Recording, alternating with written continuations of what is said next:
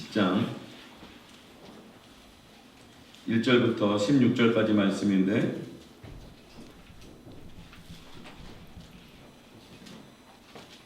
먼저 1절부터 11절까지 한번 같이 읽겠습니다. 10장 누가복음 10장 1절부터 11절까지 한 목소리 같이 함께 읽겠습니다. 네. 같이 한번 읽읍시다. 시작. 그 후에 주께서 따로 70인을 세우사 친히 가시려는 각 동네와 각 지역으로 둘씩 앞서 보내시며 이르시되 추수할 것은 많되 일꾼이 적으니 그러므로 추수한 주인에게 청하여 추수할 일꾼들을 보내주소서 하라. 갈지어다 내가 너희를 보냄이 어린 양을 이리 가운데로 보낸가 같도다. 전대나 배낭이나 신발을 가지지 말며 길에서 아무에게도 문안하지 말며 어느 집에 들어가든지 먼저 말하되 이 집이 평안할지어다 하라. 만일 평안을 받을 사람이 거기 있으면 너희 평안이 그에게 머물 것이요 그렇지 않으면 너에게로 돌아오리라. 그 집에 유하며 주는 것을 먹고 마시라. 일꾼이 그 삭슬을 받는 것이 마땅하니라. 이 집에서 저 집으로 옮기지 말라. 어느 동네에 들어가든지 너희를 영접하거든 너희 앞에 차려놓는 것을 먹고 거기 있는 병자들을 고치고 또 말하기를 하나님의 나라가 너에게 가까이 왔다라. 어느 동네에 들어가든지 너희를 영접하지 아니하거든 그 거리로 나와서 말하되 너희 동네에서 우리 발에 묻은 먼지도 너에게 떨어버리노라. 그러나 하나님의 나라가 가까이 온 줄 알라 하라. 그리고 16절 한 절 읽겠습니다. 시작. 너희 말을 듣는 자는 곧 내 말을 듣는 것이요 너를 저버리는 자는 곧 나를 저버리는 것이요 나를 저버리는 자는 나 보내신 이를 저버리는 것이니라 하시니라. 아멘. 여러분 피곤하고 지칠 때 어떻게 하는 게 좋을까요? 제가 어릴 때 시골에 가면 병아리를 키운 걸 봤거든요. 아침이 되면 병아리 키우는데 이 대나무 살로 망태 같은 걸 만들어가지고 덮어놓습니다. 그리고 이 또 닭장 안에 이제 밤새 넣어놨는데 문을 열고 마당에다 모이를 주면서 나오라 그럽니다. 그런데 다 나오는데 병든 병아리, 병든 닭은요 안 나오죠. 구석에 있어요. 이런 피곤하고 지칠 때 어떻게 될까요? 피곤하고 지칠수록 예배일 때 뒤에 가 있지 말고 앞에 오세요. 나오세요. 성재야 너 나와라. 아들아 나와라. 네. 여러분 피곤하고 졸릴 때 뒤에 나가는 의미가 여러 가지가 있어요. 배려 차원에서. 네, 배려 차원에서 그럴 수 있어요. 그런데요 여러분 뒤에 가 있으면요 더 졸려요. 예배 왜 드리러 왔어요? 그렇죠? 예배 드리러 온 거잖아요. 그렇죠? 앞에 있어야 긴장하게 돼요. 여러분 영적으로 지치고 피곤하고 어려울수록 있잖아요. 하나님 앞에 더 가까이 나오시길 바랍니다. 피곤하고 지칠 때 좀 조용히 살고 싶어. 복잡해. 머리 아파. 여러분 그러잖아요. 더 침륜에 빠집니다. 여러분 피곤하고 지칠수록 여러분 영적 전선에 더 앞으로 나오시길 바랍니다. 이 금영성 집회 때 보니까 우리 고3 우리 애들 그렇죠? 보니까 예전에 그 뒤에서 졸고 있다가 평 졸리니까 뒤에 나가가지고 안절 서서 예배드리더라고. 나 그거 굉장히 좋은 방법이라고 생각했어. 왜냐하면 뒤에 서서 하면 엄청 눈에 띄거든요. 제가 계속 보게 되거든요. 아마 그래서 서 있는 것 같아요. 예. 근데 그것도 한두 번이죠. 계속 피곤하고 졸리고 어려울 때마다 뒤에 빠지고 뒤에 서 있고 그러잖아요. 그러면 긴장감은 온데 갈 데 없어요. 그 남을 배려하기 위한 것이 아니라 그래서 자기 신앙을 배리는 수가 있어요. 그래서 피곤하고 어려울수록 앞으로 나오세요. 아시겠죠? 네. 뒤에 있어 보세요. 저 처마 밑에 딱 들어가서 얼굴도 안 보여. 눈을 뜨고 있는지 감고 있는지. 네. 그러다 나중에 기둥 있는 교회 가잖아요. 그러면 기둥 뒤에 가 있다니까요. 네. 여러분 이걸 제가 혼내거나 정죄하는 게 아니라 야단치는 거예요. 그러니까 제 아들이다 그런 게 아니라 여러분 다 자식 같잖아요. 그렇죠? 네. 이거 정말 중요한 거예요. 피곤하고 지칠수록 더 하나님 앞에 가까이 나오시길 바랍니다. 굉장히 중요해요. 아담과 하와가 범죄하고 난 다음에 어떻게 했어요? 하나님 에덴 동산에 찾아오실 때 어떻게 했죠? 나무 뒤에 숨었어요. 나무 뒤에 숨었다고. 네. 우리가 죄 가운데 있을 때, 연약함 가운데 있을 때 마귀는 자꾸 우리 보고 뒤로 빠져라, 조용히 있어라, 숨어라 하게 돼요. 그러나 하나님은 찾아오십니다. 아담아, 아담아 어디 있냐? 예, 그렇게 하세요. 여러분 그것이 영적인 회복에 정말 중요한 비결임을 깨달으시기 바랍니다. 아멘. 아멘. 그래서 저는 늘 이렇게 지금까지 사역할 때 그래요. 예배 시간에 늦게 오는 분들이 있어요. 늦게 오는 분들. 어쩔 수 없이 늦게 오는 분들이 있고 습관적으로 늦게 오는 분들이 있어요. 그 수많은 핑계들이 있어요. 예. 근데 그 핑계를 들어보면 다 그럴 만한 이유들이 또 있을 수 있거든요. 근데 그 핑계가 반복되면 그게 꼼수가 있어서 그렇지. 네. 늦게 오신 분들이 있어요. 늦게 오신 분들 있으면 저는 뭐라고 얘기하냐면 늦게 올수록 앞으로 앉으라고 그래요. 앞으로. 사람이 늦게 오게 되면 남들 뭐 배려한다, 뭐 미안해서 그렇다 그러잖아요. 그게 여러분 그거 나중에 이런 이유들이 사단이 그걸 핑계로 만들어버리고 꼼수로 만들어버려요. 그러면 점점 하나님으로부터 인간적인 의의를 생각하게 하면서 점점 뒤로 물러서게 만들어요. 말은 그렇죠. 미안해서 그렇다. 괜히 자책이 된다. 누구 신경 쓰인다. 사람들 배려한다. 시험 들까봐 그런다. 말은 그렇죠. 사단의 거짓말입니다. 그 안에 보면 크게 자기중심적인 그렇게 연약하게 만든 사단의 미혹이 있어요. 그리고 꼭 기억하세요. 늦게 올수록 앞으로 앉으시기 바랍니다. 자책이 될수록 하나님 앞에 더 가까이 나오시기 바랍니다. 피곤하고 졸릴수록 눈에 띄는 자리에 나오시길 바랍니다. 그거 굉장히 중요해요. 자, 말씀을 읽었는데요. 오늘 말씀의 제목은 70인을 세워 보내시는 예수님입니다. 전도에 대한 거예요. 예수님이 제자들에게 많은 말씀을 가르쳐 주셨는데 그 가르침을 딱 두 가지로 정리하면 간단해요. 오라, 그리고 그 다음에 가라예요.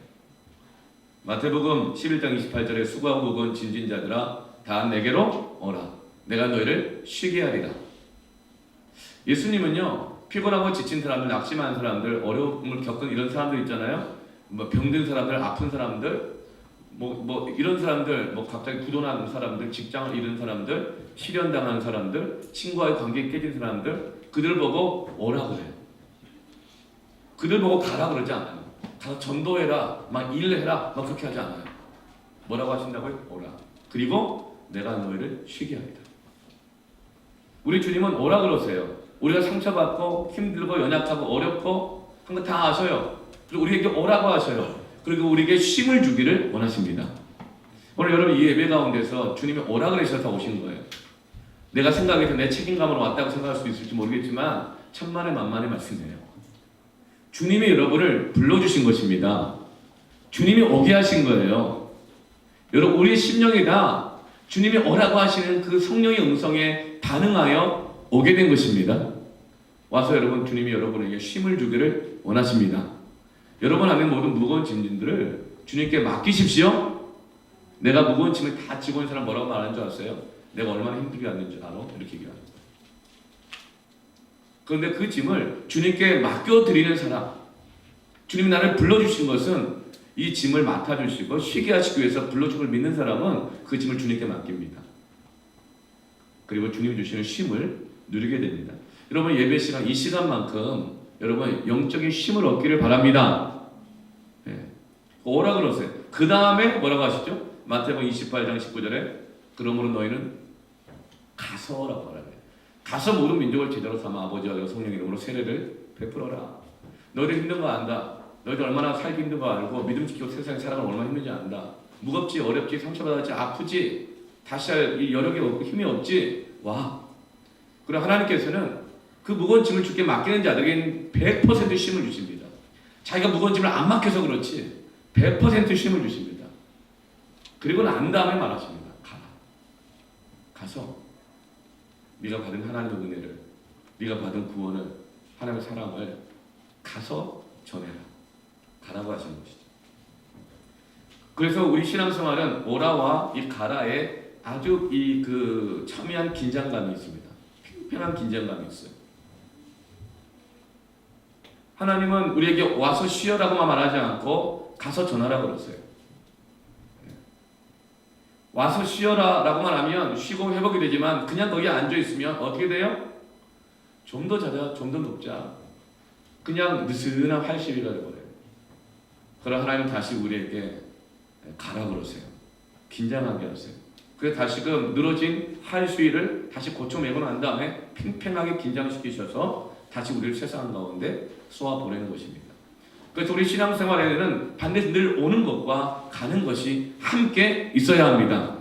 둘 중에 하나만 하려고 하면 안 돼요. 둘 중에 하나만 하려고 하면 안 됩니다. 마귀는 늘 이렇게 말합니다. 둘 중에 하나만 해요. 이래, 헌신해. 그럼 하나님 그렇게 안 하세요. 어떤 사람은 그냥 난 좀 쉬겠어. 조용히 살고 싶어. 예배만 드리고 살지 뭐. 그것은 하나님의 뜻이 아닙니다. 그게 진짜 회복의 방법이 아니에요. 정말 한번 그렇게 해보세요. 침륜에 빠지게 되면 침륜에. 너희는 침륜에 빠질 자들이 아니라 영혼을 구원할 자로 부르심을 받은 자니라. 우리 신앙생활 두 가지가 늘 같이 있어야 돼요. 오라와 가라가 이 긴장감이 함께 있어야 됩니다. 이 긴장감을 여러분 너무 풀면 안 돼요. 자, 예수님이 지금 제자들 하나하나 다 불러 모으셨거든요. 같이 기도하게 하셨고, 같이 식사하셨고, 말씀을 가르쳐 주셨고, 기적과 이사를 보여주셨고, 영혼들을 고쳐주셨어요. 그리고 난 다음에 누가복음 9장에 보면 12명의 제자를 따로 불러서 예수님이 하셨던 그것들을 그대로 시키시면서 전도 여행을 보냈어요. 단기 선교를 보내신다고. 노방전도 보냈어요. 네. 이제 이번 주부터 토요일부터 케이크 훈련이 있거든요. 스텝 모임도 있습니다. 여러분 함께 하세요. 함께 하세요. 오세요. 네. 놀라운 영적인 힘이 있을 겁니다. 네. 일이라고 생각하고 오면 너무 오기 전에 다 지쳐버리겠지만 와서 여러분 쉼을 얻으시길 바랍니다. 영적 은혜를 받으시길 바라요.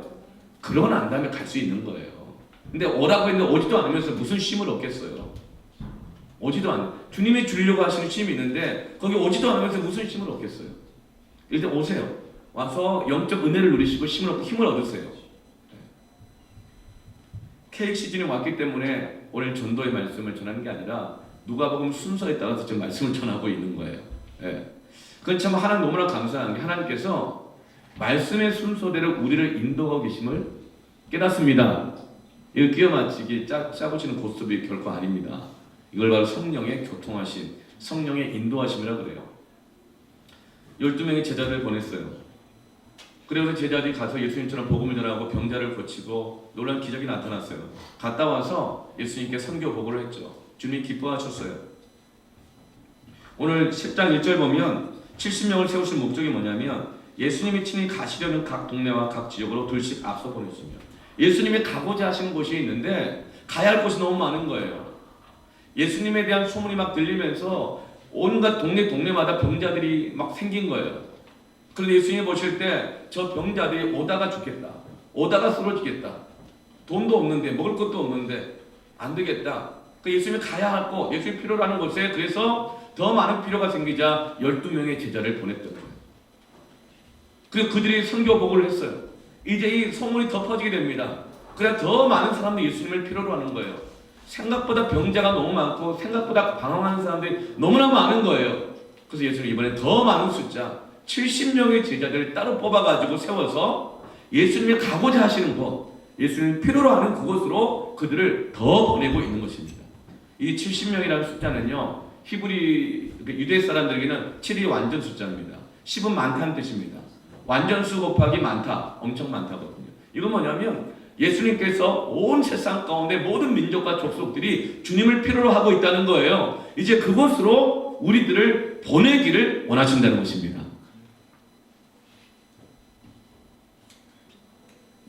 둘씩 짝을 지어서 친히 가시려는 동네에 앞서 보내십니다. 먼저 보내시는 거예요. 먼저. 주님이 가려고 하시는 곳에. 대신방 기간에 대신방을 쭉 다녔더니 신방 가운데 함께 동참한 청소년들, 우리 청년들이 있었어요. 대단히 감사하고 기쁘고 반갑고 그랬어요. 그런데 한 가정이 신방 갔는데 거기는 엄마만 믿고 청년은 교회 가끔 왔다 갔다 하고 아버지는 그 교회 잘 안 나오신 분이세요. 안 나오신 분이세요. 제가 그렇게 전도하고 찾아가고 했음에도 불구하고 사람 참 좋으신데 나중에요 때가 되면 하면서 성품은 참 좋으신데 안 나오는 그런 분이셨어요. 그 신방을 갈 때마다 그 신방은 꼭 그 자리를 피하셨어. 그런데 이번에 신방 갔더니 그분이 남편이 와 계시는 거예요. 안 믿는 분인데. 그래서 예배를 같이 딱 드렸는데 이분이 그러는 거예요. 목사님 신방 자주 오시면 좋겠어요. 그러는 거예요. 왜요? 그랬더니 먹는 게 달라지고 집이 깨끗해져요. 먹는 게 달라지고 집이 깨끗해진대. 네. 여러분 신방을 한번 해도요. 목사님이 오신다 그러면 1년에 한 번 대신방이니까 일주일 전부터 집을 뭐 청소한다는 뭐 집이 있더라고요. 예. 아 그래요? 예. 무슨 멸균실을 만들려고 그러는 거예요? 네. 너무 좀 그런데 뭐 좋죠. 네. 제가 생각할 때는 얼마나 집을 청소하면서 일주일 해야 됐을까 뭐 그런 생각도 하는데 일주일씩 청소를 하고 막 음식을 준비하고 앞서 준비하는 거예요. 예수님이 가는 곳을 준비하기 위해서 가는 거예요. 이 말은 우리가 가면 예수님이 그곳에 같이 가신다는 거예요. 우리가 가면. 마태복음 28장 20절에도 약속해 주고 계시잖아요. 내가 너에게 분부한 모든 것을 가르쳐 지키게 하라. 볼지어다 내가 세상 끝날까지 너희와 항상 함께 있으리라. 우리가 가서 전하면 그곳에 예수님이 함께 가십니다. 이번 주 토요일부터 해가지고 우리 장년들은 마을 4개 마을이 있거든요. 한 마을에 5개 패밀리, 4개 패밀리가 있어요. 그렇게 해서 17개 패밀리가 4개 마을로 이루어져 있는데 일주일에 한 번씩 토요일 오전 11시나 오후 2시에 한 번씩 각 마을마다 마을 전도를 하기로 했어요. 이건 제가 시킨 게 아니고 작년 우리 성도들이 특히 국내 전도팀장이 기도하다가 하나님께 받아가지고 하겠대요. 그런데 이게 어떤 전도냐? 목사님 말씀을 암송하다 보니까 형제들아 우리가 말과 혀로만 사랑하지 말고 행함과 진실함으로 하자. 그리고 왜 전도를 할 때 말로만 전도하지 말고 사랑하고 섬기면서 전도했으면 좋겠다는 거예요. 그럼 어떻게 해요? 마을을 청소하세요.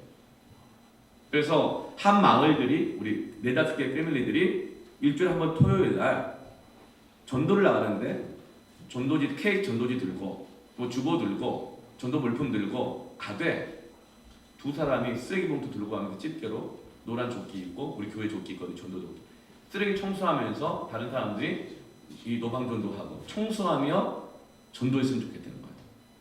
너무 좋다.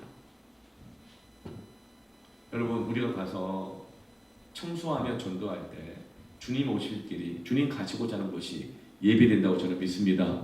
주님 말씀하시는 거예요. 친히 가시려고 하는 곳에 앞서서 둘씩 짝을 지어서 보냅니다. 여러분 함께 동참하세요. 끼워달라 그러세요.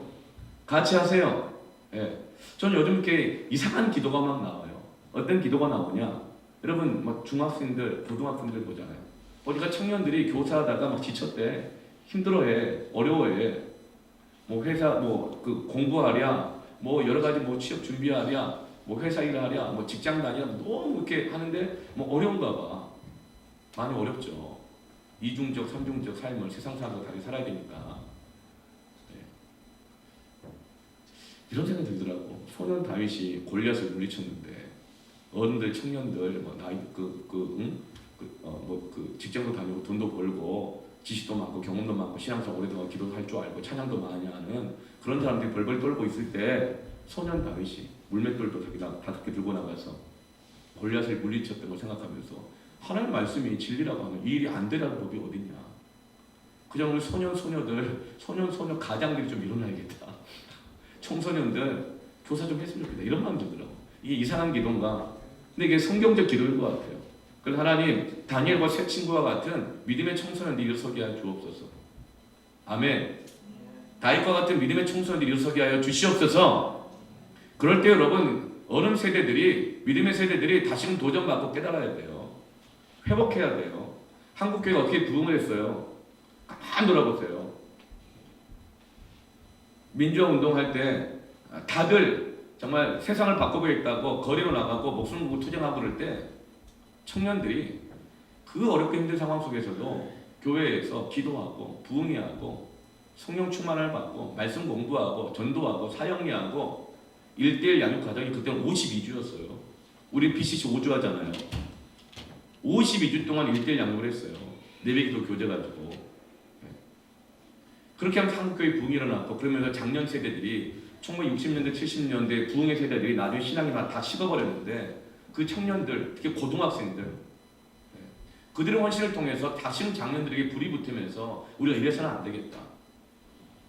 저는 도전합니다. 네. 우리 청소년들 교사도 한번 섬겨보세요.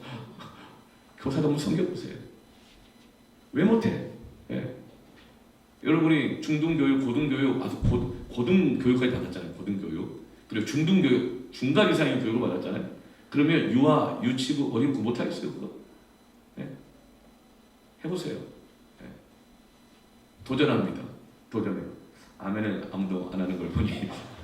예. 도전합니다. 네. 그러면서 교회 안에서 다윗과 같은 다니엘과 같은 그런 일꾼들이 일어나는 거예요.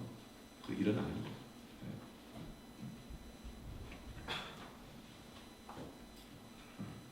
예수님이 제자들을 70명을 독실짝을 지어서 세워서 보내셨다고 했어요. 세웠다는 말은 임명했다는 뜻이거든요. 공식적인 임명이에요. 대통령이 장관에게 임명장을 주잖아요. 그럼 대통령의 권한이 그에게 가는 것입니다. 예수님이 제자들을 세상으로 보낼 때에 임명하신다는 거예요. 그것은 하나님의 권세를 그 제자들에게 주셔서 보내신다는 것입니다. 영적 권세가 부여되는 거예요. 여러분, 이 교회가 그리고 여러분 그리스도인들이 세상에서 어떻게 이기는 줄 아세요? 어떻게 다스리는 줄 아세요? 세상은요, 돈으로 쥐락펴락하려고 그래요. 돈 많은 게 장땡이에요. 다 부자가 되고 싶대요. 왜요? 그래야 자기 뜻대로 살 수 있으니까. 돈이 많아야 의리되지 않고 누구에게 터치받지 않고 마음껏 살 수 있으니까. 그래서 돈이 주물럭해요. 세상을. 권세예요. 어떤 지식 많이 배워야 돼. 내가 아는데 말이야, 내가 해봤는데 말이야, 이거예요. 그걸로 모든 걸 이렇게 좌우하려고 그래요. 또 어떤 사람 여론몰이를 해요. 여론몰이. 누가 그러더라. 몇 프로가 그래. 다들 그래. 서초동, 여의도, 광화문 그렇게 쫓아가는 이유가 뭐예요? 여론으로 세상을 움직일 수 있다고 생각하는 거예요. 세상을 실제로 그렇게 움직여요. 그러나 하나님이 우리를 보내시고 세상을 다스리신 방법은 돈이나 지식이나 여론이 아니에요. 뭘로 해요? 영적 권세를 주십니다. 영적 권세는 돈이나 지식이나 이 여론을 가지고 움직이는 그런 인간은 완전히 차원이 달라요. 지금도 하나님께서는 친히 세상을 창조하셨을 뿐만 아니라 지금도 세상을 다스리고 계십니다. 근데 그 하나님의 그 다스림의 그 권세를 우리에게 준다는 거예요. 마태복음 28장 18절에 하늘과 땅에 있는 모든 권세를 너에게 주노니 너희는 가서 아버지와 아들과 세상 성령 이름으로 세례를 베풀고 내가 너에게 분부한 모든 것을 가르쳐 지키게 하라. 여러분, 하나님이 우리를 보내신 걸 믿고 내가 하나님의 전권 대사로서 가는 사람의 이 믿음을 가지고 있는 사람은요, 그 사람에게 하나님의 권세가 나타납니다. 아멘. 저는 그걸 수없이 경험했어요. 저는 사실 책도 좀 쓰고 싶어. 시간이 없어서 책을 못 써서 그렇지. 어떤 일은 그렇게 말해요. 그건 목사님의 특별한 경험이래요. 그렇게 살려고 했다 경험 못한 사람들이 상처받는데. 믿음 없는 소리예요. 아니에요. 내가 뭐 특별한 인간이에요. 아니에요. 우리 엘리야의 영성과 신령을 모세가 갖고 있다고 그랬어요. 내가 뭐 특별해요. 따져보면 제 기질이나 인내력이나 성품이나 머리 IQ 따져보면 여러분이 저보다 인내력이 더 좋고 성품도 좋고 또 겸손하고 온유하고 자비와 양성과 충성과 온유와 절제가 여러분의 저보다 철철철 흐르는 사람이 더 많아요. 심지어는 제 자식들이 저보다 머리가 더 좋아요. IQ로 따지면. 심지어는 얘네들 신앙생활 하는 거 보면 제가 얘네들 우리 성대 예능 때 이만큼 신앙생활도 안 했어요. 전 예배 때 새총으로 목사님 싸가지고 목사님 맞추고 다니고 그 중학교 때 누가 막 교회 데리고 가면은 일부러 성가대석에 앉았어요.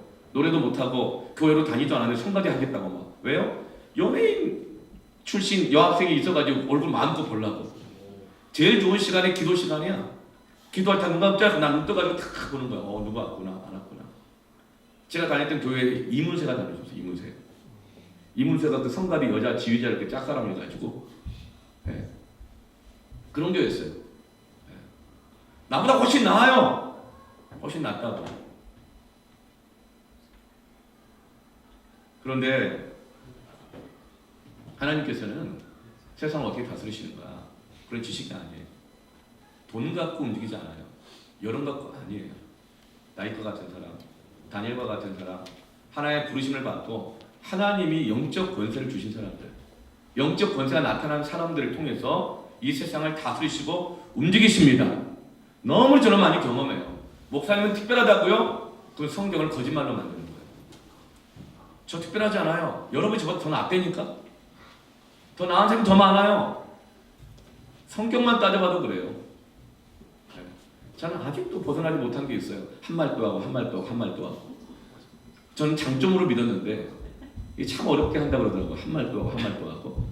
저의 가장 큰 장점 중에 하나가 뭐냐면 단순 지속 반복이에요. 지겨워하지 않으면 계속 할 수 있어요. 네. 한 말 계속 할 수 있어요. 네. 그런데 여러분 특별해서가 아닙니다. 하나님이 세우시고 그 세움에 부름받고 믿음으로 순종한 사람들에게는 하나님의 권세가 나타납니다. 저는 그걸 많이 경험했어요. 서울지방경찰청에 정말 그 바쁠때기 세게 붙으신 여자 경찰이 제 말 한마디에 그냥 일주일 걸려서 해야 될 일들을 단 5분 만에 처리해주고. 예. 내가 무슨 경찰청장도 아닌데 내가 선교하려고 했을 때 안 됐을 때 세상 방법 해보라고 돈 주고 돈 줘가지고 뇌물 줘가지고 해보라고 막. 근데 하나님께서 하시니까 일주일 걸려도 안 되는 일을 5분만 해결해 주시더라고. 바쁠 때 세계 뭐예요? 경장인가? 뭐지? 예. 군인으로 따지면 대위 정도 되는 거. 군대 가서도 이등병이었을 때 정말 대대장이 이등병의 말을 귀담아주고 들어주고 순종해주고 주임원사 특무상사가 순종해주고 막 새벽기도가 만들어주고. 예. 부대원 500명 모였는데 한 12명 정도 신앙생활을 했는데 새벽기도 아무도 없었는데 어떻게 이등병을 통해서 군대 계급사회에서 새벽기도가 만들어지고 그럴 수가 있어요. 새벽기도 평균 15명, 20명 나오고 주일마다 11~2명 나왔던 부대 교회가 150명, 200명, 많을 때 250명까지 부대원의 3분의 1, 절반에 해당되는 사람들이 매주마다 예배를 드리고 대대장 예수를 믿고 주임원사 예수를 믿고 뿐만 아니에요. 그런 역사는 계속 일어나고 있어요. 지금 복음의 빛 동산교회 안에서도 여러분 그런 놀라운 기적의 역사, 믿음의 역사들이 일어나고 있습니다. 네. 제가 특별해서가 아니에요. 하나님의 부르심 앞에 믿음으로 순종하는 사람들에게는 하늘과 땅에 있는 모든 권세를 주십니다. 여러분 저는 여러분 그것을 누리시기를 바랍니다. 경험하시기를 바랍니다. 그래야 세상을 두려워하지 않아요. 그래야 세상에서 억울해하지 않아요. 그래야 세상에서 갑질도 하지 않고 의질도 하지 않아요. 그래야 세상 나가서 괜히 어리광 부리고 뭐 힘들다 그러고 못 살겠다 그러고 불평하고 짜증내고 자기 연민에 빠지고 막 뭐 이렇게 그렇게 살지 않습니다. 하늘과 땅에 있는 모든 권세를 주신 하나님을 믿으시길 바랍니다. 그래서 여러분 특별한 사람이 아니라는 거. 제자들 보내시면서 6가지 지침을 주시는데 빨리 얘기할 거예요. 첫 번째 지침은 뭐냐면 동역자를 보내달라 기도하라고 합니다. 많은 사람들이 이렇게 말합니다. 나는 혼자라고.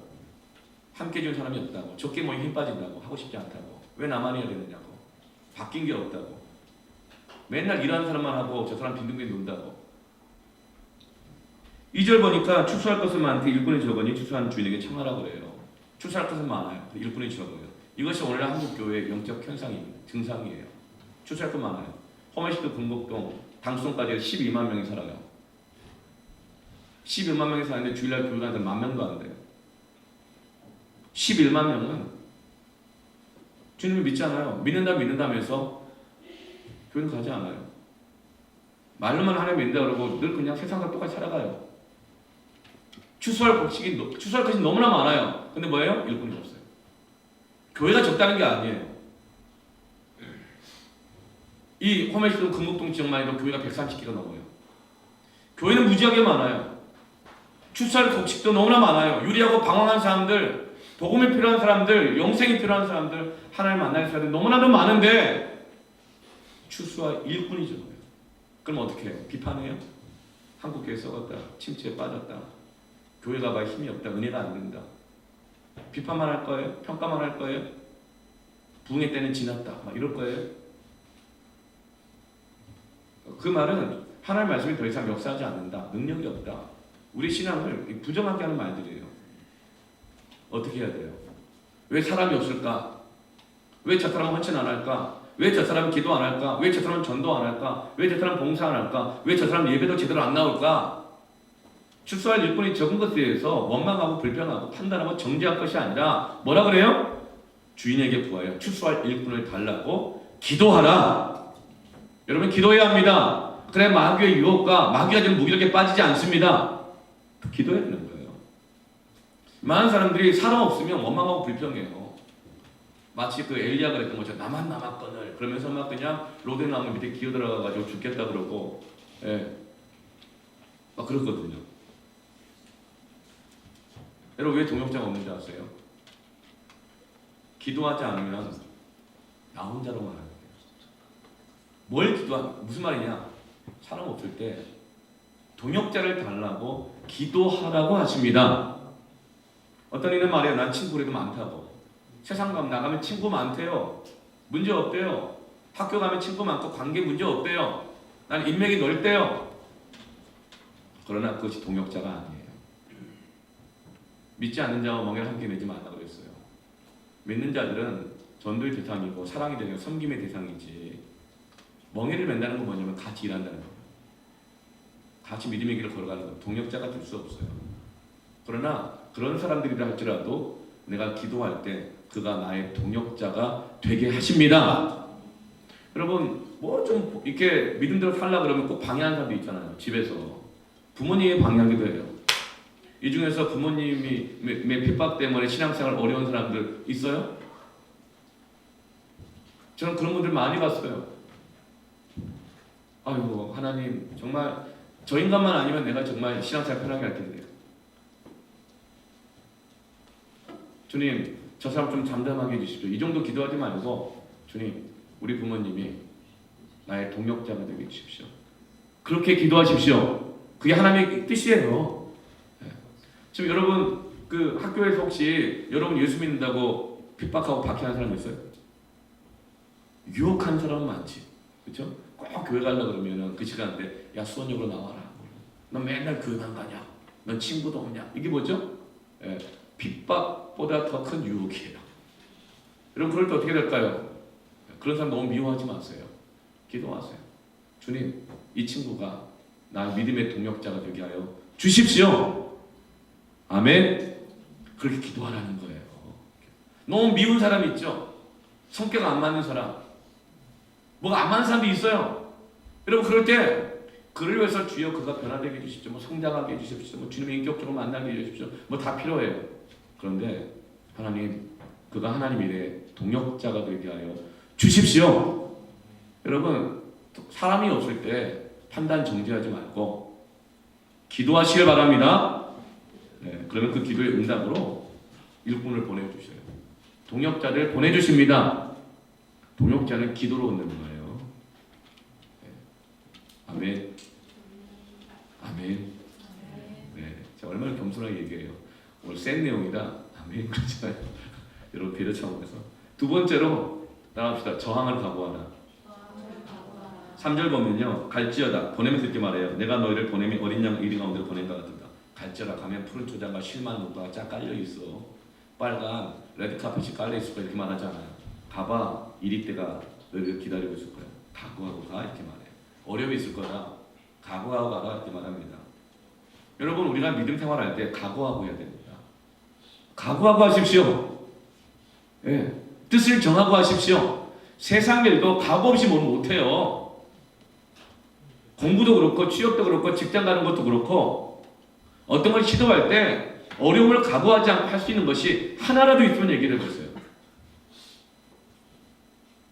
여러분 신앙생활 가운데에서 우리가 각오해야 할 것이 있어요. 신앙생활은 하나님 우리에게 은혜를 주시지만 그러나 이것을 이 은혜를 얻기까지 가로막는 마귀가 있어요. 마귀의 역사가 있어요. 신앙생활 할 때 세상의 가치와 첨예하게 부딪히는 갈등도 있다고요. 그 갈등을 무서워하거나 얻기를 생각하거나 피해갈 생각이 아니라 여러분 것을 각오하고 믿음 생활하시기를 바랍니다. 각오하세요. 뜻을 정해야 돼요. 다니엘처럼, 다윗처럼 다 큰 사람들이, 왕까지도 훈련받은 사람들이, 어른들이 골리앗 보고 벌벌 떨어가지고 숨어있는 걸 보면서 다윗이 어떻게 하나님의 이름이 이렇게 조롱당할 수가 있겠는가 그러면서 각오하고 너는 칼과 난장은 내게 나오지만 난 만군의 여호와 이름으로 나아간다 하면서 요요 5개 들고 막 돌리면서 나가는 거예요. 요요 모르나? 지금 막 나가는 거예요. 팍 던져가지고. 여러분 그 뜻을 정하고 각오하시길 바랍니다. 네. 왜 각오하고 나가야 되느냐? 이건 전쟁이라고 해요. 영적 전쟁. 그러나 승리가 보장된 전쟁이에요. 하나님의 그 놀라운 상급이 보장되는 전쟁이에요. 그래서 전쟁할 때 적군이 제일 무서워하는 게 뭔지 아세요? 심리전을 제일 두려워해요. 화학전, 뭐 무슨 그 화력전, 뭐 많은 게 있지만 심리전이 가장 큰 그 피해를 주게 돼 있어요. 북한이 제일 두려워하는 건 우리나라에 뭐 F-35 스텔스기가 아니에요. 사드 배치되어 있는 뭐 그런 것들이 아니에요. 1983년도 전 아직도 기억나요. 토요일 날 리웅평 대위라고 북한의 이 공군 조종사 대위였어요. 리웅평 대위가 당시 최신형 비행기 음속의 속도를 최초로 돌파한 전투기의 이름이 뭔지 아세요? 미그 19기예요. 최초의 초음속기예요. 오늘날로 치면 F-22 랩터, 예, 완벽한 스텔스기 최신형 비행기를 몰고 남한으로 귀순했어요. 어떻게 귀순했는가? 자기는 공군 조종사로서 나름대로 어디도 살고 있었지만 북한의 인민들이 너무 고생하는 거예요. 그런데 늘 듣기로는 남한은 더 고생한다는 거예요. 남한은 더 비참하대. 그러면서 부자들이 남한의 가난한 사람들을 착취하고 억압하고 더 불쌍하게 산다는 거예요.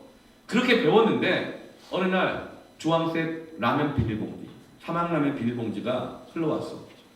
그래서 자세히 읽어보니까 뒤에 광고 문구 이렇게 써 있는 거예요. 제품에 이상이 있을 때 가까운 가게 가서 교환하시거나 또 문제가 있으면 전화번호 땡땡땡 여기에 전화하시면 배상해드리거나 조치를 취해드립니다. 이 광고 문구가 있는 걸 보고 충격을 받은 거야. 지금까지 자기가 잘못 알은 거예요. 거짓말이었구나. 그 충격을 받고 비행훈련 하다가 기술을 남쪽으로 돌려서 남한을 기술한 거예요. 북한이 제일 두려워하는 건 뭐냐면 적들이 두려워하는 건 대남방송입니다. 소식, 정보가 들어온 걸 두려워해요. 그 38선 그 전선 그 철책선 가면은 거기에 대남방송이 막 들리거든요. 그 내용을 보세요. 그 대남방송이 어떤 내용이 있는지. 뭘까요? 네. 생생정보 뭐 이런 거 있잖아요. 프로그램 그런 거 있죠. 그런 거. 그리고 아침마다 그리고 저녁 8시 뉴스 이런 거 그리고 또 비상 각 나라 대표들 외국인들 나와가지고 하는 거 비정상회의 막 이런 거 막 그런 게 나가. 그리고 블랙핑크 BTS 뭐 걸그룹 노래들 막 이런 게 나가요. 네. 그런데 그런 남한의 자유민주주의에 있는 이 소식들이 북한 사회 안에 들어가게 되면 민심이 막 요동을 지는 거예요. 그래서 북한은 무기보다 한류 드라마, K-팝 방송, 소식, 정보를 더 두려워합니다. 우리가 전도라고 할 때, 복음을 전할 때, 복음의 소식을 전할 때 마귀가 두려워해요. 극도로 싫어해요. 그래서 성도와 교회를 공격하는 거예요. 그래서 여러분 그걸 볼 때 우리가 두려워하고 포기하고 피할 것이 아니라 각오하고 하나님 우리에게 주시는 응답을 약속을 믿으면서 각오하고 두려워하지 말고 담대하게 여러분 더 나아가시기를 바랍니다. 정말 그런 적이 있어요. 예전에 정말 이렇게 전도를 한번 나가려고 했는데 정말 이게 옛날 일인데 또 생각이 나네. 서울에 있는 공릉동에 있는 국립산업대학에 매주 수요일마다 전도를 나갔어요. 제가 한 10몇 명을 데리고 이제 전도를 나가는데 제가 다 전도한 친구들이에요. 누구는 뭐 장로님 아들도 있고 누구는 그 장로님 딸도 있었고 목사님 아들도 있고 있었는데 신앙이 다 여러분 같은 같지가 않아. 다 술 먹고 담배 피고 거짓말하고 수업 시간에 컨닝하고 교회만 왔다 갔다 했지 막 이런 친구들이 많았어요. 그런 친구들을 다 데려다가 전도하고 성경 공부 시키고 막 야단도 치고 제자 훈련하고 아침 기도회 시키고 막 대구 기도원 가서 같이 기도도 하고 수련회 거고 막 이랬거든요. 그러면서 함께 은혜 받고 전도하기로 했어요. 그래서 수요일마다 전도하러 가기로 했는데 공릉동에 있는 국립산업대에 전도를 하러 가기로 한 거예요. 그래서 아침 7시 반에 맨날 모여가 기도시켰어요. 그래서 그 전날부터 제가 막 다 다니면서 내일 기도 모임 하라. 기도하지 않고 전도 못한다. 너 기도 모임 나와라. 네 신앙도 못 지키면서 무슨 전도를 하냐. 그러니까 7시 반에 모여서 기도하게 하는 거예요. 그러면 제 눈에 벗어나지 못하니까 또 그들이 하여튼 받은 은혜가 많다 보니까 다 말을 듣고 꾸역꾸역 와서 근데 전도로 나간 아침에만 기도만 되면 분위기가 완전 쫙 깔아앉는 거예요. 다들 입이 대빨 나와가지고 주전자가 돼 있고 막 정말 얼굴이 막 인상 찌푸리고 있고 그러면 다들 자기들끼리 이런 얘기를 하는데 이번에 입영 신청했대. 군대로 피하고 싶은 거야. 나를 피할 곳은 군대밖에 없는 거예요. 군대밖에. 군대 휴학하겠다. 뭐 이번 학기만 견디고 휴학하겠어. 이제 복음과 함께 고난을 받고 있는 거야. 그러니까 인상이 막 찌푸러져 있고 근데 제가 워낙 너무 잘해줬거든. 막 떡볶이 사주고 김밥 사주고 뭐 용돈 주고 뭐 데리고 와서 막 기도해주고 막 별 책 선물도 해주고 막 편지도 써주고 막 했거든요. 그러니까 얘네들이 미안하니까 그랬었어. 근데 오늘 아침에 딱 보니까 난 전도를 만나는데 그저 대표 윤성은이라고 지금 미국의 한인교회 목사님 목회하고 있어요. 윤성은이라고 이 녀석이 얼굴이 확 보는 거예요. 전도하러 가는 날인데 네. 그 정상이죠. 확 갖고 와. 손에 신문을 들고 있어요. 아, 형 오늘 산업대학에 전국에 있는 산업대학이 다 모여서 데모한대. 데모. 그래서 몇 개 중대가 이 경찰들이 전투 경찰들이 다 집결해 있다는 거예요. 걔가 웃는 이유를 알겠더라고. 전도 못 간다는 거지. 전도. 그래? 그래서 이걸 어떻게 해? 기도 모임을 하는데 얼굴이 표정이 밝아. 어떻게 할까? 기도하는데 갑자기 그때 바울이 고백했던 게 생각나는 거예요.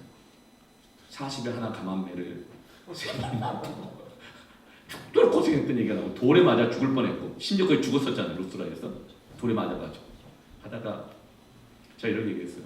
오늘 데모가 하고 돌이 날아다니고 최루탄이 날아다니고 잡혀가고 막 이러겠구나. 드디어 우리가 복음과 고난을 받을 기회가 왔다. 진짜 진지하게 얘기했어요. 맞다. 우리가 드디어 우리같이 보잘것없는 인생들이 사도 바울의 영적 단을 보는 기회가 왔구나. 이걸 영적인 업그레이드라고 하는데 우리 한번 말씀대로 전도하러 가자. 분위기가 확 달라지면서 다들 저를 이상하게 쳐다보고 뭐 광신자 빨리 군대 가야겠다 뭐 이런 생각들 막 네. 내일부터 안 나와 뭐 이런 거 있잖아요. 다들 그래요. 근데 그때 이름이 하윤이라고 자매가 있어요. 하윤이 자매. 저 만나가지고 성격이 이상했던 자매였어요. 맨날 머리를 안 감고 다니고 신발 꺾어 신고 다니고 고성방가하고 이런 자매인데 제가 데려다가 한 1년 정도 말씀 양육하고 기도시키고 야단치 시키고 머리 감게 하고 옷 갈아입고 이런 제자 훈련을 했던 자매인데 그 자매가 다 일어나서 얘기하는 거예요. 오빠들 무슨 소리 하는 거예요? 순종해야 되는 거 아니에요? 다 그런 거. 순종해야 되는 게 아니에요. 우리 희석이 오빠가 응? 뭐 잘못한 걸 말한 것도 아니고 말씀대로 하는 건데 순종해야 되는 거 아니에요? 그렇게 2학년짜리 여학생이 그렇게 얘기를 하니까 그 오빠들이 부끄러운지 어땠는지 말을 못해. 네. 그래서 난 전도하라고 그랬어요. 이제 수요일 오후에 이제 모여가지고 전도하러 가려고 그랬는데 다들 얼굴들이 침울해.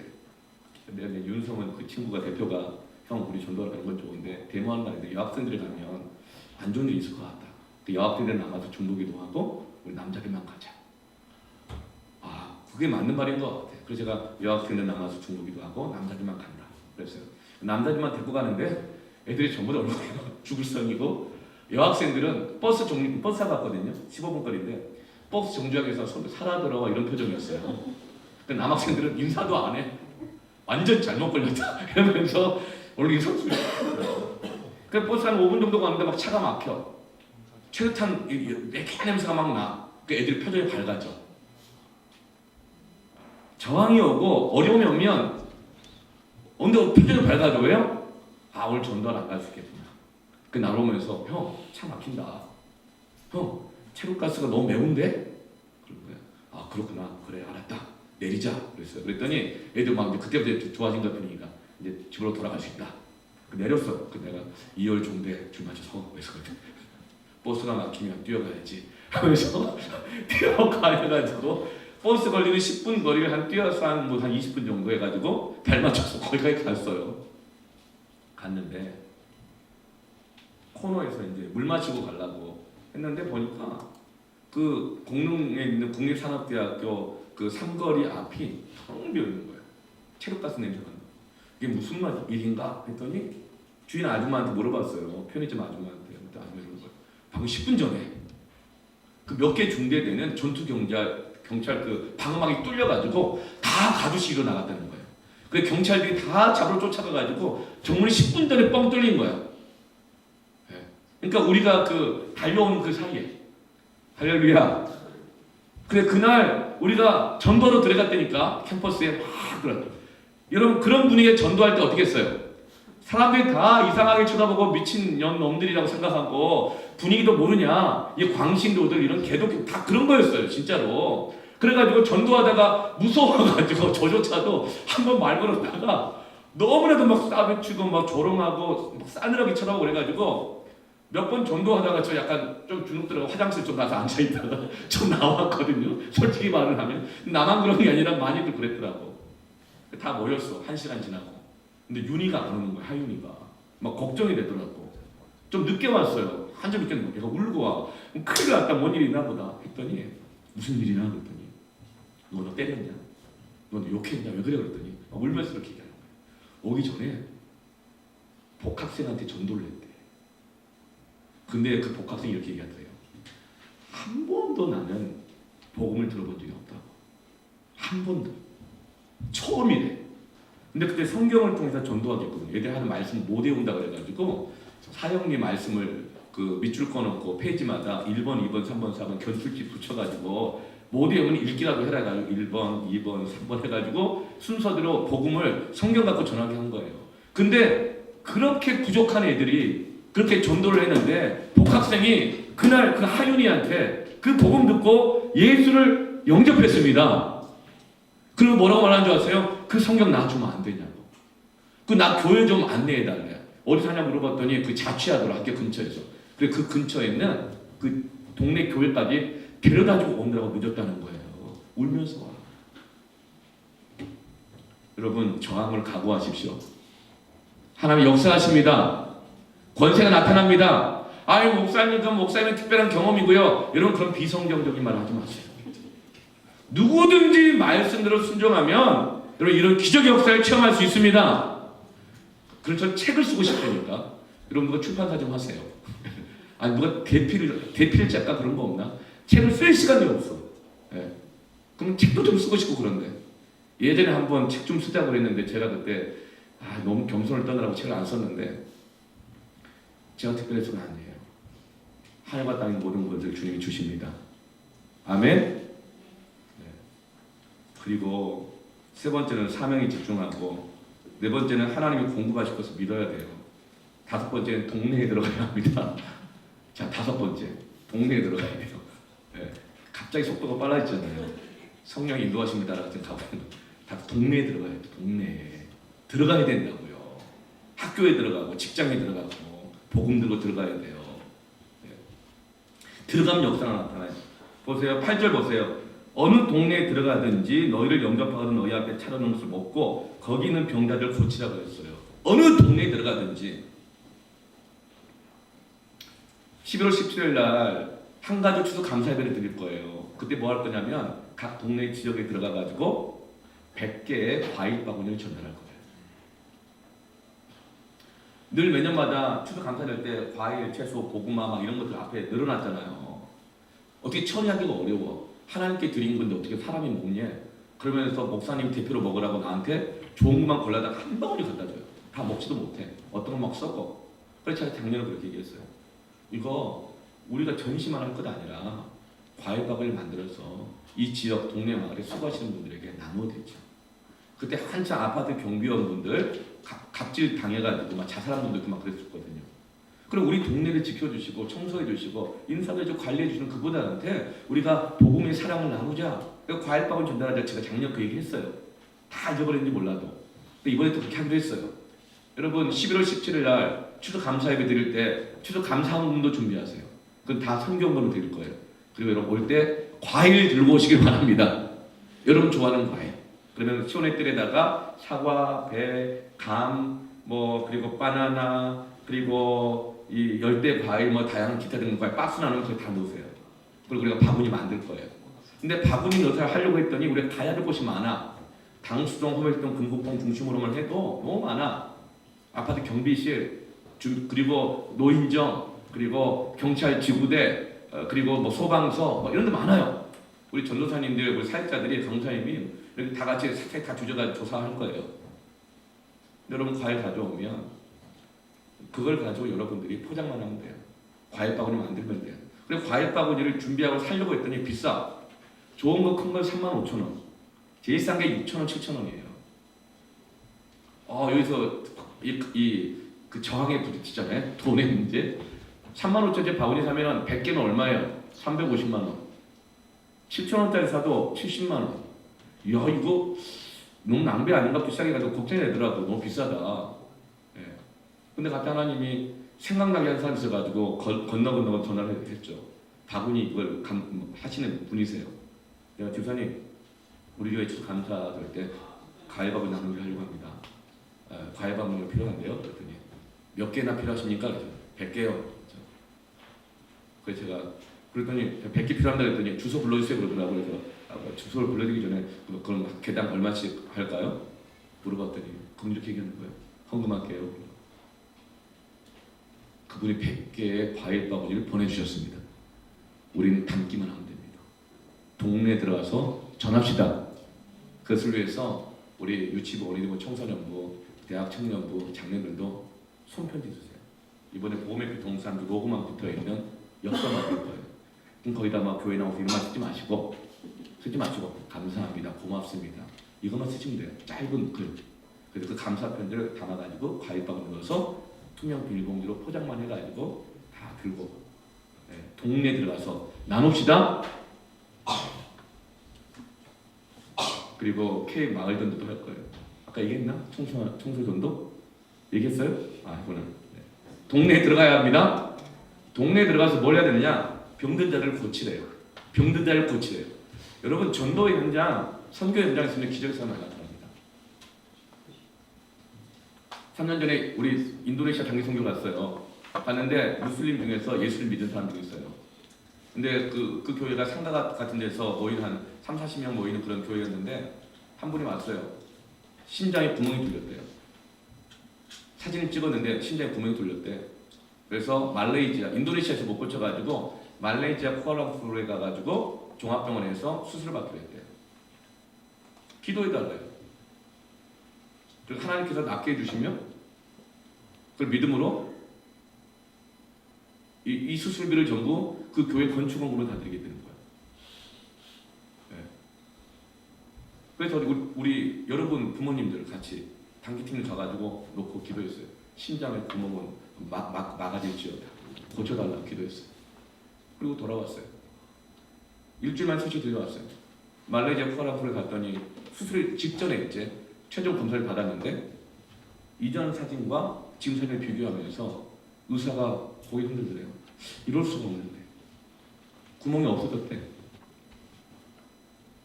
일주일만 그 사이 구멍이 없어졌대. 수술 안 받아도 된다. 그래가지고 그분이 진짜 감동해가지고 그 수술비 전액을 그 교회 건축원금으로 다 드렸어요. 여러분 하나님이 우리를 전도 현장, 사명 현장으로 보내시고 믿음으로 가게 되면 하늘과 땅에는 권세가 나타납니다. 그래서 동네에 들어가거든 병든 자를 위해서 고치라고 그러는 거예요. 여러분 신유 은사, 병낫게 하는 신유 은사를 어디서 받아요? 기도원에서 받는 게 아니에요. 전도지에서, 현장에서, 선교하면서 그 교회 안에 치유 역사 계속 일어납니다. 여러분 아세요? 우리 교회에 얼마나 엄청난 치유 역사가 일어났는지 지난 5년 동안? 간암이 나왔어요. 임파선암이 나왔어요. 후두암이 나왔어요. 루푸스가 나왔어요. 우울증이 나왔어요. 암 4기, 암 3기 나왔어요. 뇌 수술을 8시간 하고 뇌 여러 가지 피를 2바가지씩 쏟아내요.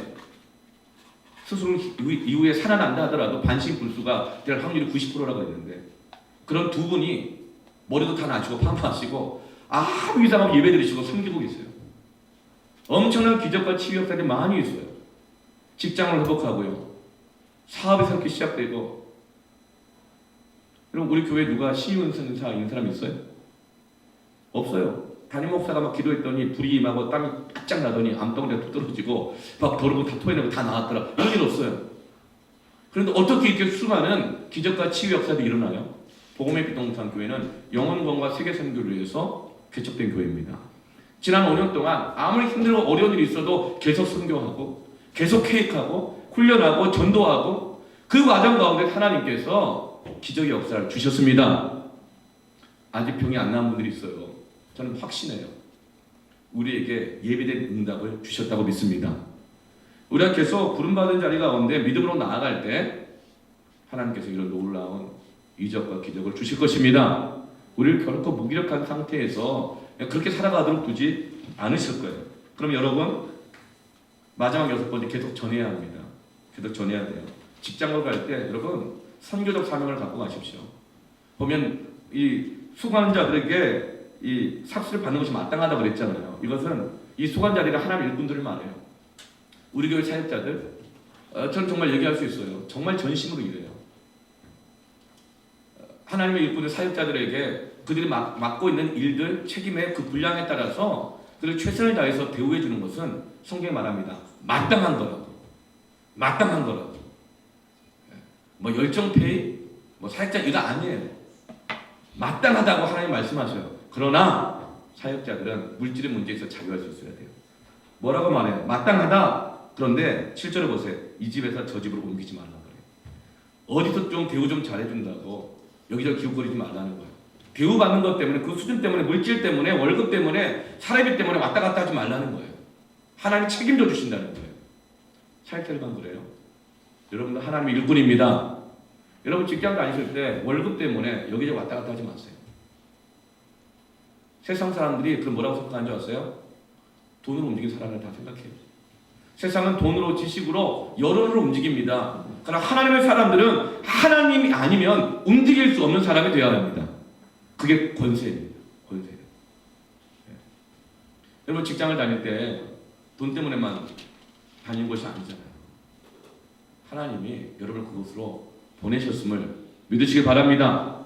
그런데 하나님 정권 대사라는 사명감을 갖고 가십시오. 직장 갈 때, 자전거 타고 운동할 때, 헬스장 갈 때, 학교 갈 때, 심지어는 시장 갈 때, 어디를 가든지 하나님이 나를 보내셨음을 믿고 나아가십시오. 그 믿음으로 나아가면 하나님의 권세가 반드시 나에게 나타나는 것입니다. 여러분의 인생은 무엇에 좌우됩니까? 여러분 회사 사장님들이 아니에요. 뭐 이재용이, 삼성이 뭐 한 명의 엘리트가 뭐 10,000명의 사람 먹이 살린다고요? 세상은 그렇죠. 그러나 하나님은 그렇게 이루어지지 않아요. 돈으로 움직여지지 않고 하나님으로만 움직여집니다.